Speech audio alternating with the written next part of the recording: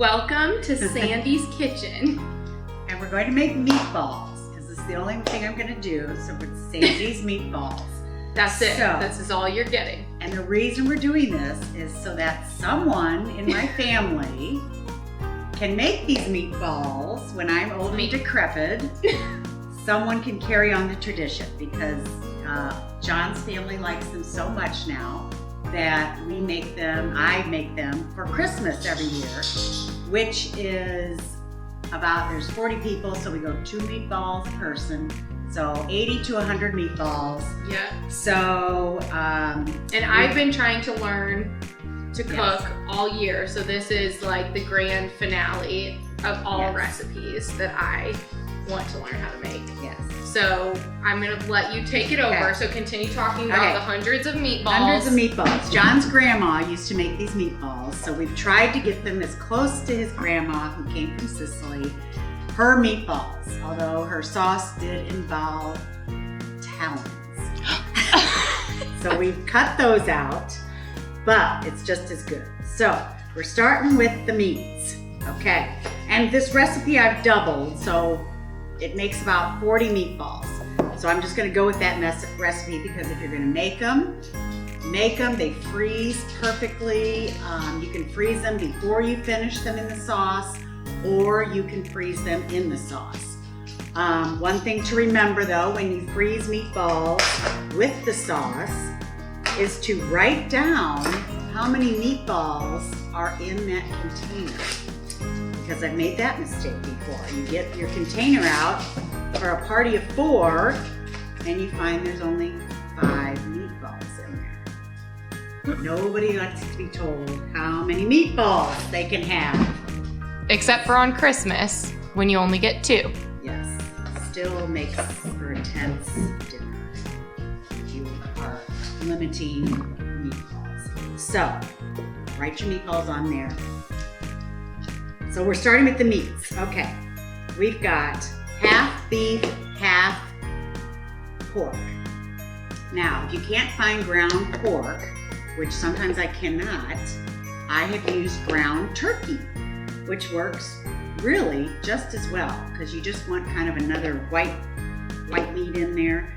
And when you add the cheese and the breadcrumbs and eggs and everything and all the seasonings, it's fine. So half ground beef, half ground pork or ground turkey. So here's the important part. When you're mixing this first, you don't want to pack. Okay, that's the most important. As we go through all these steps, you want air in your meatballs. So here we go. Look what we're doing here. Just taking 2 forks, mixing these meats up a little bit just to kind of get them mixed in together a little bit. It doesn't have to be perfect. So you've got it nice and airy. You're not packing anything. Over mixing will kill the meatballs. So that's all you need because we're going to mix everything else in. So this just kind of starts our meats off. Okay, next up, we're going to season. So we've got a tablespoon, which is 2 tablespoons of kosher salt. Use kosher. I really don't know why it's better, but it is. And I got that from the cooking channels, but it is. So just do it. Do what they say. You have a friend who's cooking with you today. There's toes. You can't have this yet. Okay, then the pepper. Then we're going to do 2 cloves of garlic. And then fresh garlic is the best. Now, I have found one thing, this squeezed garlic, that I'm going to use in the sauce when we get that going because I need 6 cloves of garlic in there. And when I double this, you need 12 cloves, and it's just a big, to be doing this for 12 cloves. But it is better. But This is the closest thing I found to fresh garlic. And you just squeeze it like, you know, it says on there, half a teaspoon is like 1 squirt. 2 squirts is a tablespoon. So it works. Okay, so we'll put our garlic in here. Put that in here. And then I'm gonna start the sauce because you want that sauce to cook up a little bit before you put the meatballs in there. And I'm gonna give one little. Okay, we're gonna start the sauce. So, should I come over there? Yes, I put in a half a cup of olive oil to 3 cans of crushed tomato. I know that sounds like a lot, but after it cooks down, it just makes it all better. So we've got our 6 cloves of garlic, half a cup of olive oil, and now we're gonna add these. We're gonna let our garlic simmer for just a minute. We'll stir that. And you just get it so it kind of starts bubbling a little bit. You don't want to cook garlic too much or it gets bitter. I do know that. Yes, we've all found that out. Haven't we? We have. I mean, every other thing tastes good when it gets brown, right? Yeah, but not so garlic. much with garlic. Just kind of bringing out the scent of it, and see there, just a little bit like that, so you can really start to smell it. And then we're gonna put these in.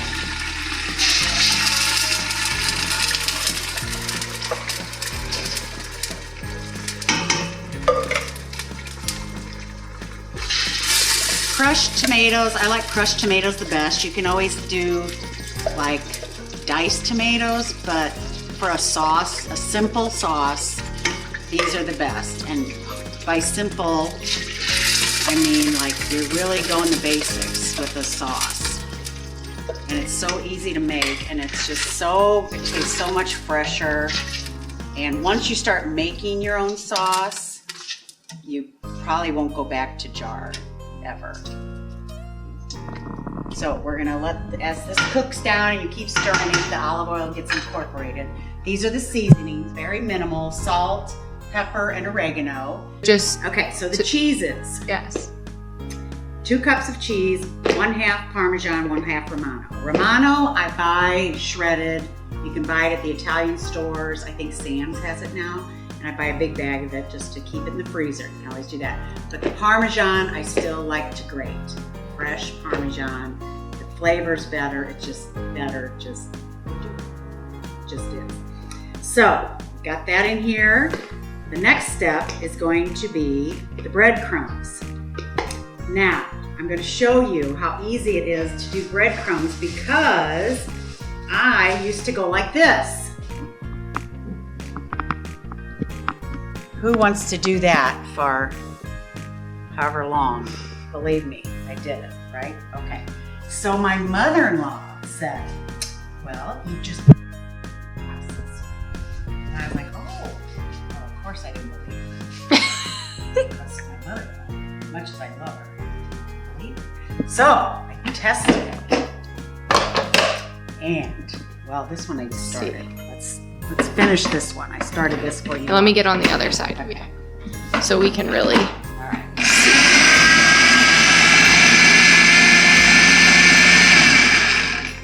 I mean, it's perfect. Look at that. Because you want some bigger pieces in there. Do not use store-bought breadcrumbs. They're just too fine. They'll just be a wrong texture for the meatballs. So, okay. Do not cut that corner. So we need 3 cups of that. So we're gonna do let's do one more here. So that cut down on a lot. So you just tear it up, throw it in there. And I tried doing a French baguette this morning and it was too hard. So regular, this is Italian bread. It's got a little more than like bunny bread. Bunny bread's almost too soft, I think. But, and our stale bread, you know, sometimes I'll put bread in the freezer and get it out and use it.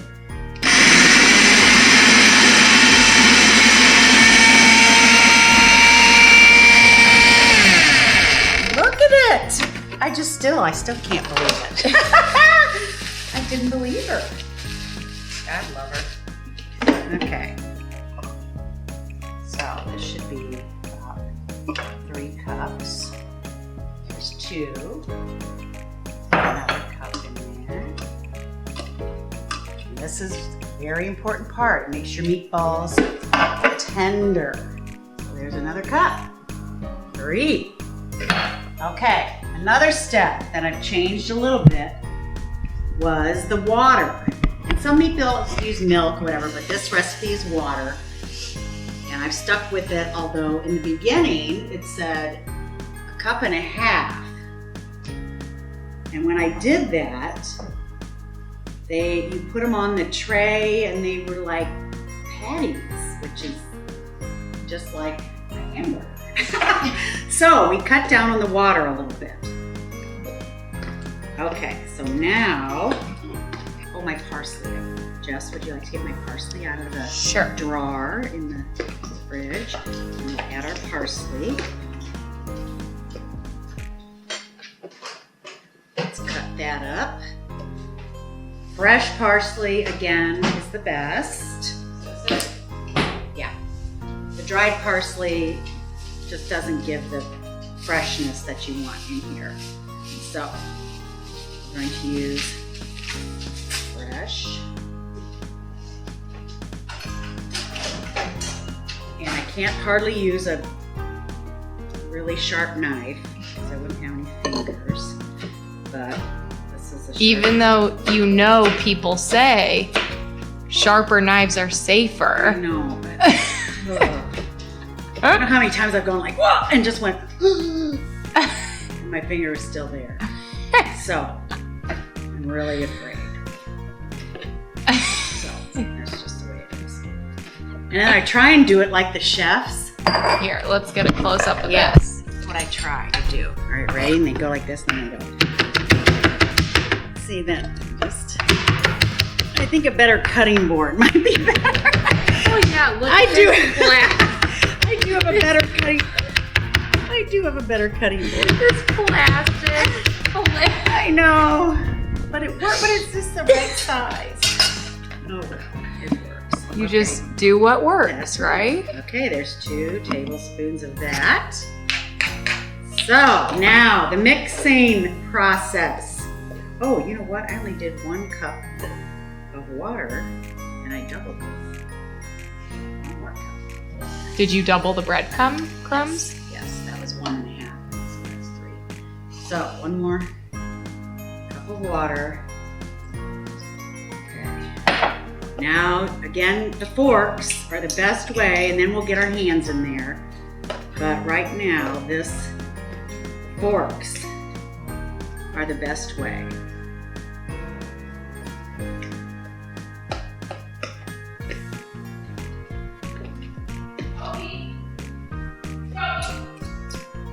What's he doing? Oh, he's in here. He's in the office. No, he was in the office. I don't know what he was doing in there. Huh? Well, yeah.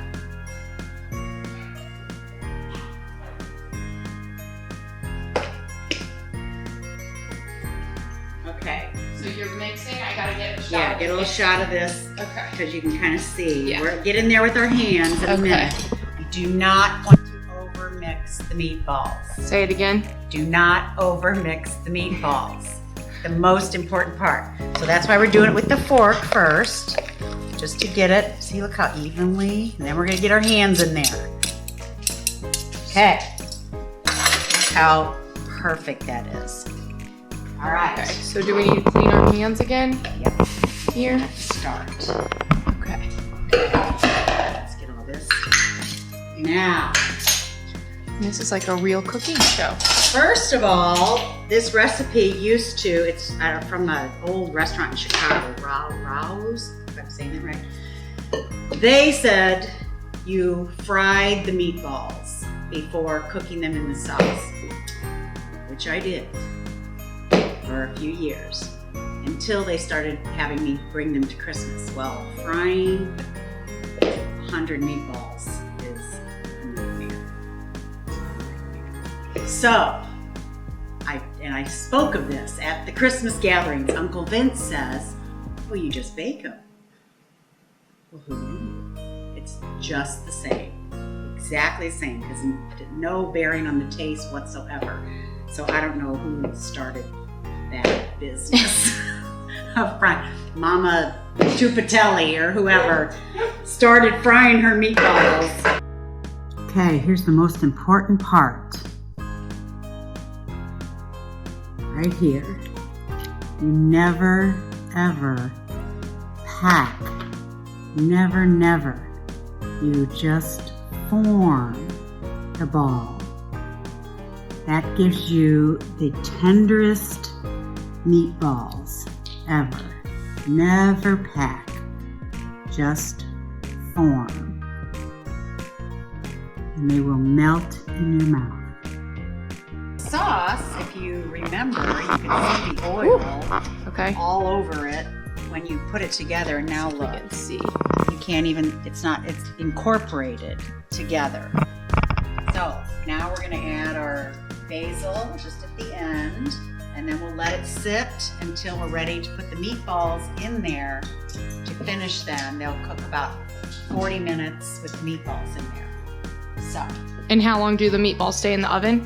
20 minutes at a high heat, 400, even 425. You just want them brown on top. You're not trying to cook them all the way through. They will cook in the sauce. Okay, meatballs are done. I'll bring them out here. Let you see. Oh, they're both done. Okay. Oh, I need that. I need another. I thought I could do it with one hand. They're heavy meatballs. Heavy meatballs. Don't be frightened of the grease. Okay. Are you gonna get the other ones out alarming. too? Oh! Don't. It's okay. Don't panic. Don't panic. Grease. You don't put that in anywhere. We're gonna take them out of the grease. But you see, they're just brown, just a little brown on top. You acknowledge though that that's an obscene A lot of grease. Amount but of grease. It cooks out. Okay, so we'll let those cool just a minute, and then we'll take them out like with a spoon, and the grease stays in there. It does. I know. Okay. But it's also some flavor on, the grease. You gotta have a little grease. You need some grease. Okay, Paula Dean. Just don't be afraid of the grease. Yeah. So, because it will flavor. Okay. Okay, after these have set just a little so they're not just scalding hot, just get a spoon and you're gonna dig them out gently. And I just go like this and get the grease. And then you plop them in there. Okay, just get that off. It's a lot of fat. I know, but you take it off, see? It's easier to take off when they're cooled, because it kind of congeals. Whatever. Now, another key is to not crowd the meatballs in your sauce. So how many meatballs are you gonna put in this sauce? Probably, this is only one recipe of sauce where we doubled this. So we'll do, half of these, or not even half, because I'm going to freeze them up. These are basically for us. So 2, 4, 6. Are you about to limit someone's meatball intake? Of course not. Adam can have, we'll put some extra in there for Adam. Because he's a growing boy. I don't think he needs to be growing anymore. But. See, because if you put too many in there, as you stir, then all that, the meatballs will break down. I act like I know what I'm doing. Mm-hmm. I sound okay. Okay, after about 20 minutes, can give it a stir, but you don't want to go crazy in there because otherwise all the pieces will break off, and enough will so that your sauce will get kind of meaty. It'll have a little, and it'll definitely have the meaty flavor, but you just got to be careful and don't stir too much. And you already put the basil in here. Yes. Right before the meatballs, right? Yes, fresh basil. Yes. See, so they're staying nice and all together. So just don't do too much. And we're going to cook the spaghetti while the rest of this cooks, and it will be ready to go. Here's that good old cutting board. It doesn't even cut. Oh no. We're gonna get you a new knife. I know. I can't. Okay. I can't. I keep all my fingers. So this is fresh basil. Fresh basil, just a little. We've got the pasta, we've drained. Add a little sauce to the noodles so they don't stick. Put a little fresh basil in there. Okay. I'm about to plate it up. We've got fresh Parmesan. Okay. Okay, so here's a real plate or bowl A lot going on. normal. Okay, then we're gonna cut this one open so you can see how tender. You could use a butter knife. Look at the air in there. Look at that. Just pulls apart. See, you don't even need a knife. You just heat it. Falls apart. Falls apart. I don't know what that means. Fallen apart. Beautiful.